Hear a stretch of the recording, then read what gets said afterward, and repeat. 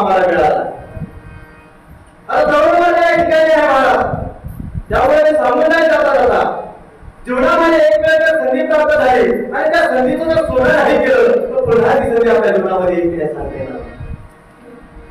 ज्या वेळेला जी गोष्ट करायला पाहिजे ती गोष्ट आपण नाही केली तर पुन्हा ती आपल्याला वेळ परत देणार नाही. लहानपणामध्ये आपण खेळलंच पाहिजे, ते बालवयात आलेलं आपण घेतलाच पाहिजे, पण ज्यावेळेस आपलं शिक्षण चालू असतं ना त्यावेळेस आपलं शिक्षण योग्य वेळामध्ये योग्य काही आपण केलंच पाहिजे. मला तर आपल्या तरुणामध्ये शिक्षणाच्या वयामध्ये आपण शिक्षण जर नाही केलं, शिक्षण जर नाही घेतलं तर पुन्हा वेळ येत नाही.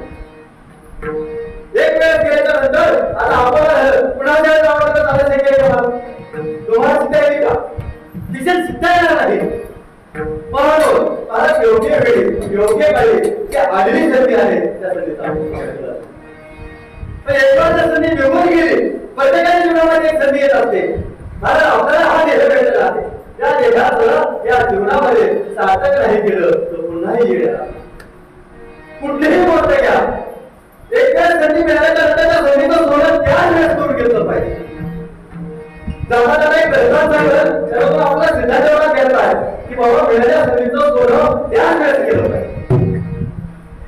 असं तरुण वयाचा मुलगा होता की ऍडमिशन कंप्लीट झालं, आई वडिलांची परिस्थिती नाजूक होती म्हणाल.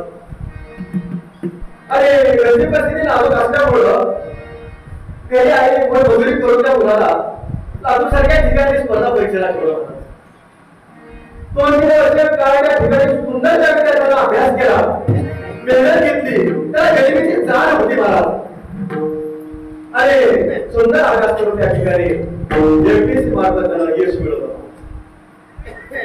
सुंदर पेटायच्या फळाला पोटानं पूर्वी तार होतं, पत्र यायचं आणि ते पत्र त्याच्याकडे आलं आणि त्या ठिकाणी त्या पत्रा वाटत त्याला कविता झाला की महाराज तुमची MPSC मार्फत क्लास वन अधिकारी निवड झालेली आहे आणि आमच्या तारखेला आमच्या ऑफिस मध्ये तुम्ही तुमचे ओरिजिनल कागदपत्र घेऊन या आणि त्या ठिकाणी तुमचं जॉईनिंग लेटर कॉल लेटर घेऊन जा. जर तुम्ही ठरलेल्या दिवशी जर तुम्ही त्या कार्यालयामध्ये आला नाही तर तुम्हाला ती नोकरीची आवश्यकता नाही म्हणून आम्ही पुढला उमेदवार त्या ठिकाणी नियुक्त करू अशा परिस्थिती लेटर त्याच्यापाशी आला. मला त्या गरिबीमधून तो मुलगा त्या ठिकाणी नोकरीला आला किती आनंद झाला असतो मला त्या घरामध्ये. त्या मुलाला आनंद झाला, त्याच्या आईला आनंद झाला. मला परिस्थिती नसताना पूर्ण गावाला सगळा वाटले होता आणि तो ठरला दिवस ती ठरलेली वेळ त्याच्या जीवनामध्ये आली होता. तो आनंदाचा प्रसंग, तो दुनियाचा दिवस त्या मुलाच्या जीवनामध्ये आला आणि मुलगा सकाळी स्नान पूजा वगैरे केली, आईनं बनवला सुंदर स्वयंपाक, जेवण केलं. महाराज आईचं गरजे घेतलं, कागदपत्र घेतले आणि ती याच्या ठिकाणी गेला. जाऊन सगळ्या ठिकाणी गेला. कलेक्टर ऑफिसला बोलवलं, त्या कलेक्टर ऑफिसला पोहोचला. महाराज त्याची डॉक्युमेंट जमा द्यायची वेळ दुपारी 1 वाजताची होती आणि त्यानं लांबचा प्रवास असल्यामुळं थोडं लवकर निघाल्यामुळं 10 वाजता त्या ठिकाणी ऑफिसला पोहोचला. तिथल्या सेवकाला विचारलं माझा नंबर किती वाजता येईल, माझे कागदपत्र केव्हा तपासले जातील आणि माझं कॉल लेटर केव्हा दिला जाईल, जॉईनिंग लेटर केव्हा दिला जाईल. त्यावेळेस तुमच्या सेवकाला सांगितलं तुमचा 1 वाजताचा टाइम आहे, 1 वाजता तुम्हाला या ठिकाणी नाव उभं जाईल. त्यावेळेस तुम्ही काय करा, कागद घेऊन या आणि तुमचं कॉल लेटर घेऊन जा. मला त्याच्या जीवनामध्ये सुंदर वेळ आली होती आणि दिवस आले होते.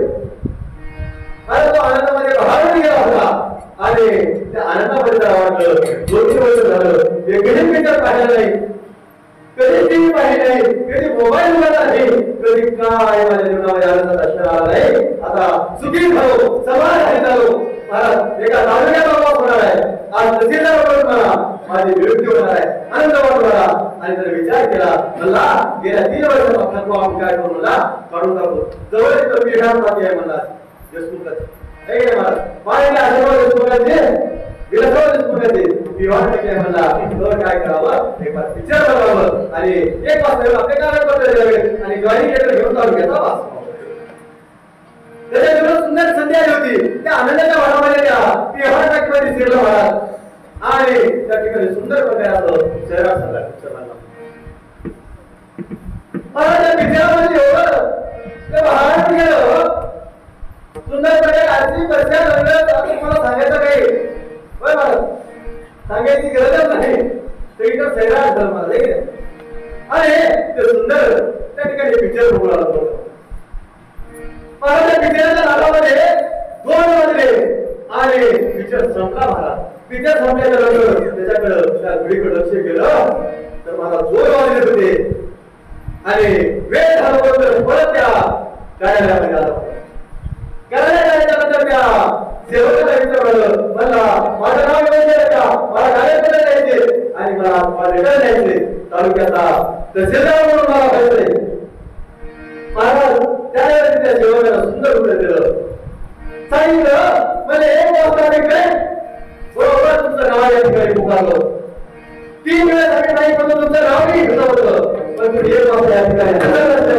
आम्हाला नाही जात असतो पुढला वेळेला या ठिकाणी बोलवावा लागला आणि त्या ठिकाणी तालुक्याच्या ठिकाणी तहसीलदार म्हणून त्याची नियुक्ती करावी लागली तुम्हाला या नोकरीची त्या नोकरीची गरज नाही असं आम्हाला वाटलं त्यामुळे आम्ही पुढला वेळेला या ठिकाणी जॉईनिंग करून घेतला पण या ठिकाणी दरम्यान समजा आपला सिद्धांत असा घ्यायचा आहे की त्याच्या जीवनामध्ये तो आनंदात असणं आला नाही मला संधी लावली होती पण ज्या जे कार्य करायचं होतं ते कार्य त्याने केलं नाही म्हणून ती वेळ त्याने गमावली म्हणून आणि आयुष्यभर दुःख भोगावं लागलं म्हणून कुठलीही संधी असो जीवनामध्ये एक वेळ प्राप्त होत असते आणि त्या संधीचं जर सोनं नाही केलं तर पुन्हा आयुष्यभर आपल्याला पश्चाताप दुःख भोगावं लागतं तसं आपला हा मानव देह वलेवान भेटलेला आहे महाराज आणि दुःख भोगवणारा हा दुःखातून संकटातून अनेक जन्मातून हा देह प्राप्त झाला